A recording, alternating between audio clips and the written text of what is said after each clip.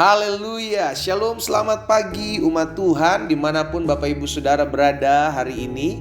Kembali lagi saya menyapa setiap umat Tuhan dalam program Bible and Coffee. Melalui program ini saya rindu setiap umat Tuhan terus tertanam dalam kebenaran firman Tuhan. Dan terlebih penting adalah ketika kita memulai hari, kita mulai bersama-sama dengan firman Tuhan. Karena landasan firman Tuhan jelas katakan, carilah kerajaan Allah serta kebenarannya terlebih dahulu. Maka semuanya itu akan ditambah-tambahkan dalam kehidupan. Kita percaya hidup kita Tuhan yang pelihara. Kalau hidup kita Tuhan yang pelihara, kita harus cari Tuhan. Maka pemeliharaan Tuhan itu menjadi bagian dan milik kehidupan kita. Itu sebabnya melalui program Bible and Coffee ini, saya mengajak setiap umat Tuhan untuk memulai hari bersama dengan kebenaran firman Tuhan. Dan jangan lupa kita sudah diberkati melalui program ini.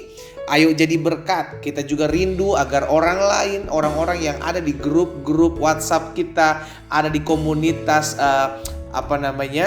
sosial media kita juga turut boleh menikmati berkat-berkat yang kita terima. Sehingga pada akhirnya ada umat Tuhan terus dikuatkan, ada umat Tuhan terus diingatkan jalan-jalan Tuhan. Saudara dikasih dalam Tuhan, kita akan kembali merenungkan firman Tuhan. Kita berdoa, kita datang kepada Tuhan.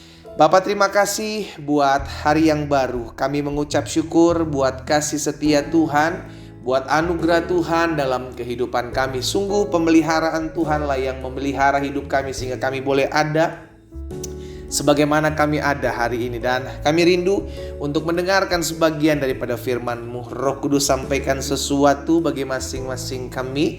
Urapi kami dengan roh hikmat dan wahyu sehingga kami mengerti akan kebenaran. Dan biarlah kebenaran ini yang memerdekakan hidup kami. Di dalam nama Yesus kami berdoa. Haleluya. Amin. Puji Tuhan. Nah, saudara dikasih dalam Tuhan, ada satu kebenaran firman Tuhan yang mau saya sampaikan hari ini buat setiap kita dalam Kejadian pasal 18. Kejadian pasal 18 ayat 10 sampai dengan ayat yang ke-12. Ini adalah peristiwa di mana Tuhan menjanjikan kepada Abraham dan Sarah tentang keturunan. Tuhan bilang begini, dan firman-Nya, sesungguhnya aku akan kembali tahun depan mendapatkan engkau. Pada waktu itulah Sarah istrimu akan mempunyai seorang anak laki-laki. Ini perkataan malaikat Tuhan, utusan Tuhan untuk menyampaikan apa yang menjadi kerinduan Abraham akan dijawab tahun depan. Dan Sarah mendengarkan pada pintu kemah yang ada di belakangnya. Adapun ayat 11, saudara, ini kenyataannya, ini realitanya yang terjadi dalam kehidupan Abraham dan Sarah. Adapun Abraham dan Sarah telah tua dan lanjut umurnya, dan Sarah telah mati haid. Ini kenyataan realita yang terjadi, bahwa tidak sesuai dengan apa yang Tuhan janjikan melalui malaikatnya, bahwa tahun depan aku akan mendapatkan engkau dan engkau akan mempunyai seorang anak laki-laki. Tetapi kenyataan yang dilihat oleh Abraham dan Sarah, bahwa Abraham sudah tua, Sarah telah tua, mereka berdua telah lanjut umurnya, dan Sarah telah mati haid. Itu sebabnya ayat 12 terjadi. Jadi tertawalah Sarah dalam hatinya. Katanya, akan berahikah aku setelah aku sudah layu, sedangkan Tuanku sudah tua. Saudara dikasih dalam Tuhan, seringkali ini yang ada dalam pikiran kita. Seringkali apa yang dialami Sarah, kita juga alami. Kita tahu akan kebenaran firman Tuhan, kita tahu akan janji-janji Tuhan dalam kehidupan kita. Tapi seringkali yang kita lihat adalah realita yang terjadi. Seringkali yang kita dengar adalah kenyataan yang kita lihat dan kita tahu. Sehingga akhirnya kita mulai mengcompare, mulai membandingkan. Di sisi lain Tuhan berfirman bahwa Tuhan menyembuhkanku. Di sisi lain Tuhan berfirman bahwa Tuhan yang memberkati rumah tangga keluargaku. Tapi di sisi lain yang aku lihat dengan realita keadaan yang terjadi, bahwa rumah tanggaku sedang goyah, bahwa kesehatanku sedang terancam hari-hari ini, ekonomiku sedang digoncang.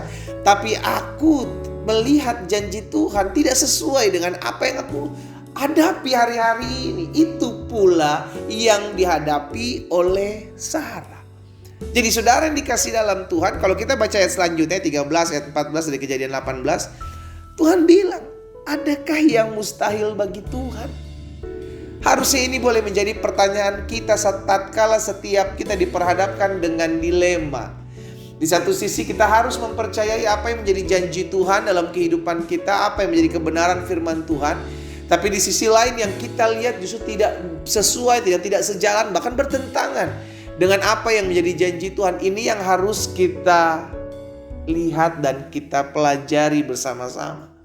Sehingga akhirnya kita minta Tuhan tuntun kami, agar kami tetap belajar percaya bahwa tidak ada yang mustahil untuk Tuhan kerjakan dalam hidup kami. Sekalipun yang kami lihat tidak mungkin, yang kami dengar tidak mungkin untuk kami mengalami kuasa Tuhan, tetapi kami tetap mau percaya. Karena Tuhan Yesus sendiri katakan kepada Maria dan Marta, bukankah sudah kukatakan kepadamu, jika engkau percaya engkau akan melihat kemuliaan Allah. Saudara yang dikasih dalam Tuhan, kita seringkali diuji dalam hal kepercayaan kita kepada Tuhan.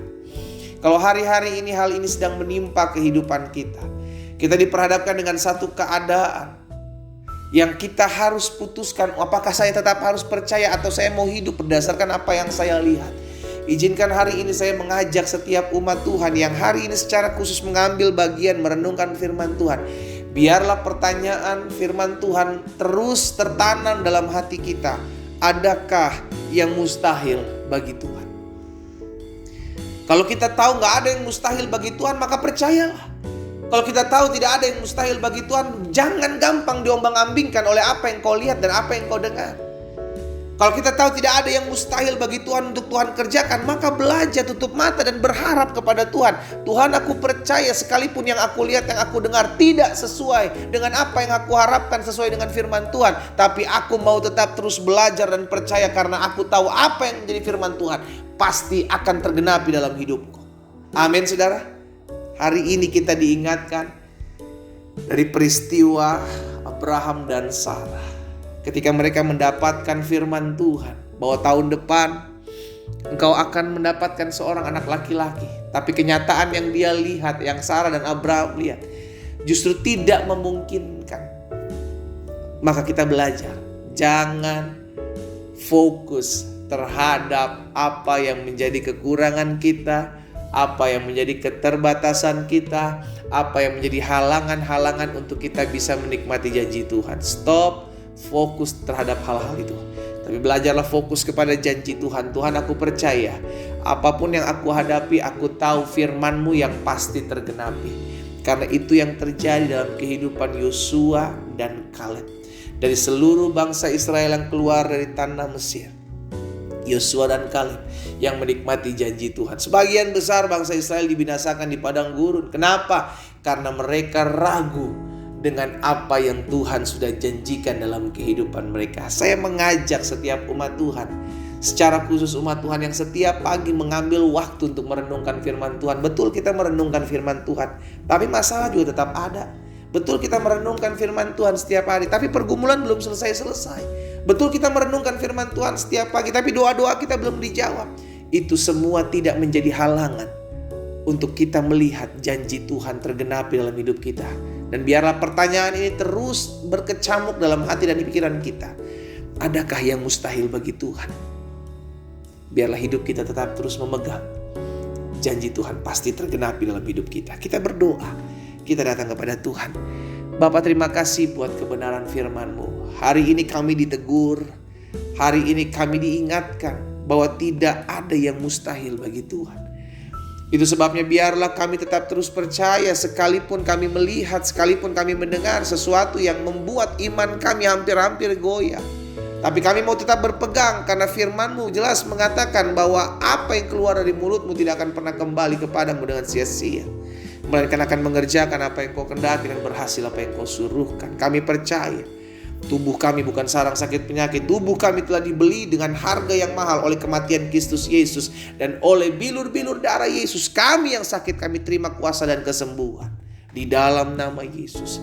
Bahkan setiap kami yang berbeban berat diberikan kelegaan, karena kami tahu Yesus sendiri mengatakan, mari kepadaku hai kamu yang letih lesu dan berbeban berat, aku akan berikan kelegaan kepadamu. Kami datang kepada Tuhan, kami dipuaskan. Kami datang kepada Tuhan, kami diberi kelegaan. Kami datang kepada Tuhan, kami lihat mujizat terjadi.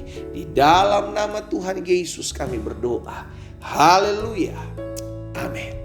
Kita nikmati kopi kita, saudara. Haleluya. Terus ingat pertanyaan ini. Adakah yang mustahil bagi Tuhan? Kalau tidak ada, maka percayalah. Tuhan Yesus memberkati kita.